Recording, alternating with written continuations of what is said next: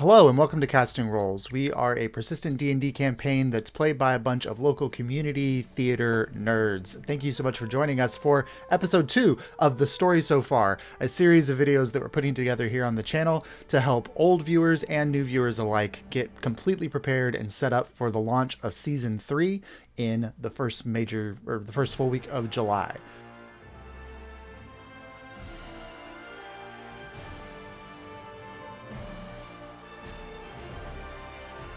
Last week we tackled episode 1 through episode 24, the first arc of our main campaign, where the ticket takers banded together, formed the Adventurers Guild, went on the first few series of adventures, and then boarded an airship and headed off to the city of Hightower on their way to the mining community of Feldspar. So in this episode, we'll be tackling episodes 25 through 53, the second major arc of our campaign. So after defeating the horde of pirates, or whatever they were, that were assaulting the royal airship, the ticket takers managed to capture their own airship and then took both vehicles onto the city of Hightower, where they landed and then began to explore the city. They spent the night at a local burlesque called the Absent Rapier, where they were approached by a representative from the local adventuring college. Now, the adventuring college was a little upset because they had intended to form the Adventuring Guild, and somehow the incompetent mayor of Broadfield, Roland Longbranch, had managed to do it before them. So they were challenged or invited to come to the Adventuring College and kind of prove their worth and mettle as the true adventurers of Alyria. When they arrived there, they faced off against a crew of the graduates of the college, 5 members who were raring to go and ready to face off and prove their worth. In the process of the battle, the ticket takers, of course, came out on top, but the protective guards or wards that were being used to make sure that no one died in the fight failed for one of the members of the adventuring college, and they died. Initially, the ticket takers were not blamed, but it was discovered that somebody had tampered with the wards, and the ticket takers set off on an excursion to figure out who had contributed to the murder of this child. Interviewing various different members, they came down ultimately to a member of Vox Populi. This man had infiltrated the adventuring college, which was being run by high-powered economic members of Hightower, and they were trying to use this murder as a way to sow doubt and discord within this high community. The ticket takers admonished this individual. The ticket takers then set off to the Rift to meet with the leader of Vox Populi so that they could figure out exactly what this organization's mission is and whether or not this is something that they want to align with. Arriving in the Rift, the home of Saurus, or where Saurus, after he was created in the lab, was kind of raised up by the monks and trained and gained his worldliness, they met an individual by the name of Juridan.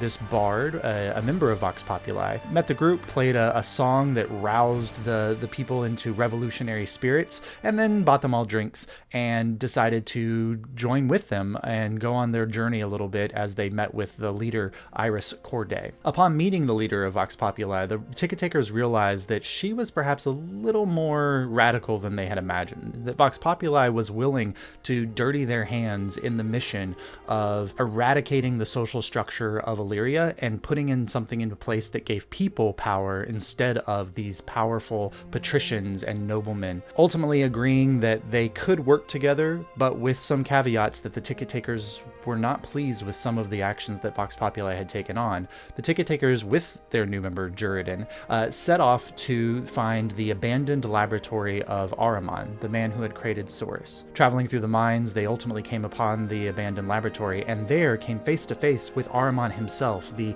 old, wizened wizard figure, striking fear into Saurus for just a moment before turning around and morphing into a Rakshasa. Now, this was not a full-fledged Rakshasa, but a Rakshasan foot soldier. This struck immediate terror into Abel, who had heard stories his entire life of how his people had been subjugated by the Rakshasa, and only to escape to Alyria to found the new nation of Noavia so that they could ultimately defend themselves against further attacks from the Vale. After a intense battle, they managed to down the Rakshasa, found not just items of magic and mystery within this location, but there in one of the test tubes where magical essence of some creatures were being siphoned off to be given to new creatures like Saurus, they discovered Amalia Windsor. Now, Amalia was Mars' mother figure. Amalia had been left there by Ahriman almost as a trap for Mar and for Soros and the ticket takers, revealing that he was very keenly aware that they were interfering with his work in both the Riverlands and now approaching into Feldspar. While they explored this area, they also discovered a two-way communication mirror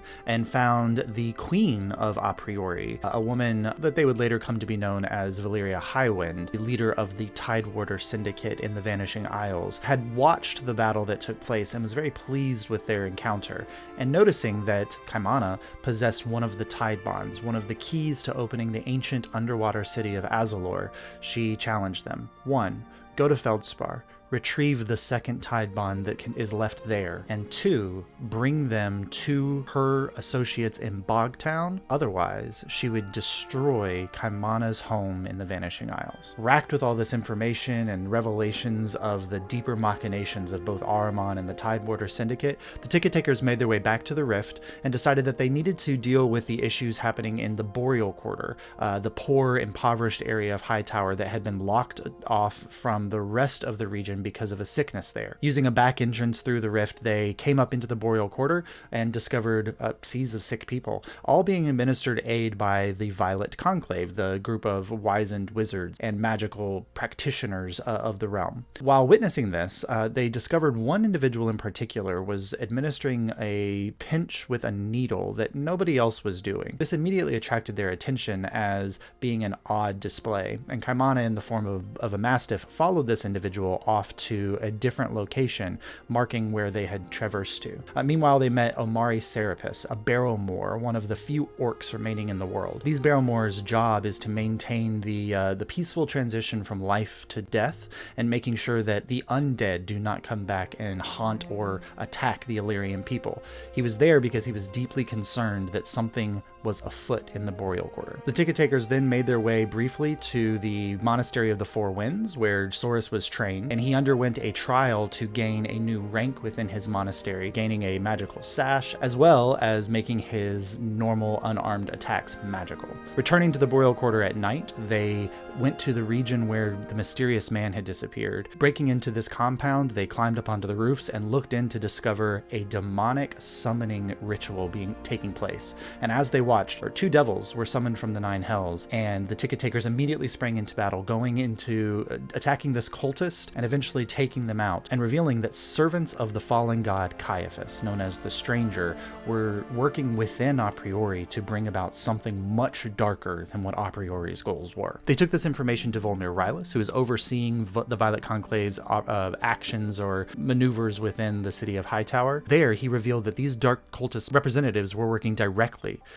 with the Shadow Veil. These revelations all aside, the ticket takers then spent the final night within Hightower before Mar announced that she needed to go handle some other things and took off on her own for a short excursion to the capital city, while the ticket takers made sure that their ship, recently named the Something Ticket This Way Comes by Kaimana, prepared the vessel for their excursion the next day.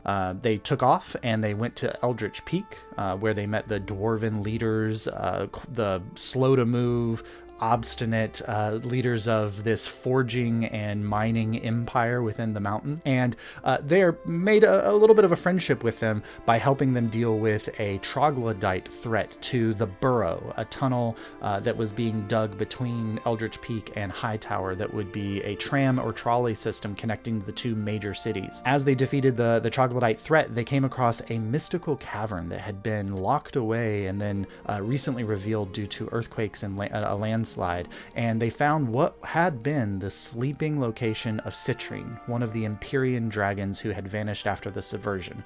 But Citrine was nowhere to be seen, and there was the gibbering whispering of something dark coming within this chamber. Escaping from that chamber unscathed, the ticket takers then descended into the city of Feldspar, where they found a city under siege, the Tidewater Syndicate pirate organization, as well as the Scaled Fold, an organization of Dragonkin and Dragonborn, who were worshipping Ahriman as the new god of Alyria, and they had subjugated the town of Feldspar in order to control the quicksilver production. There, Juridan and the ticket takers reconnected with Marlowe, had gone on an excursion to Anarvir to do her own research into Ahriman, into the Violet Conclave history, into a priori, and gained all of the information that she could there, spending time with the princess, spending time with various different members, and meeting the Curia Regis, the leaders of the realm of Alyria. Reconnecting in Feldspar, the ticket takers met an individual named Yorian, who was a risk breaker. It's kind of the CIA of Alyria, but he was also a representative of Vox Populi working within Feldspar.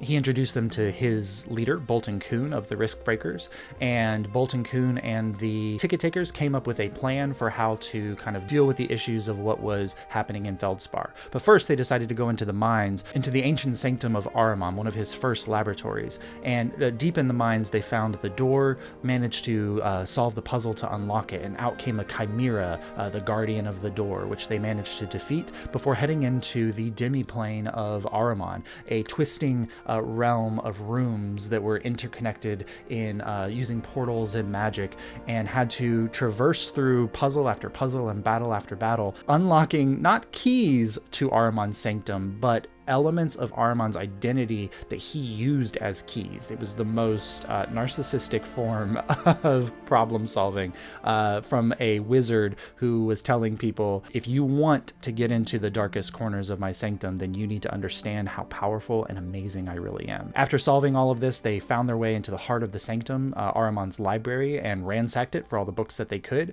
before they headed into the final room. There, they saw Soren Nerida, the man who had almost burnt Broadfield to the ground, reawakened and empowered with even more veil, tethers, and power. A hard-fought battle took place between them and Soren Nerida, in which the security measures of the sanctum began to activate, and the room was breaking apart, revealing a twisting void beneath them. Choosing in the end not to kill Soren, but restore him to his own self, the ticket takers rescued him and took him to a location where he could be passed on to the organization of the Rogues and perhaps experience a form of redemption for his actions. Returning to Feldspar, the ticket takers then went on their excursion to drive out the Tidewarders and the Scaled Fold. First, Kaimana stealing aboard the Tidewarders airship that was being used as the Quicksilver transport. It was being operated by groups of Latrinians, and so he blended in with that and was able to steal a key to the captain's quarters, while the rest of the ticket takers assaulted the former mayor's abode that was being used as the kind of groundwork operations for the Tidewarders, and they defeated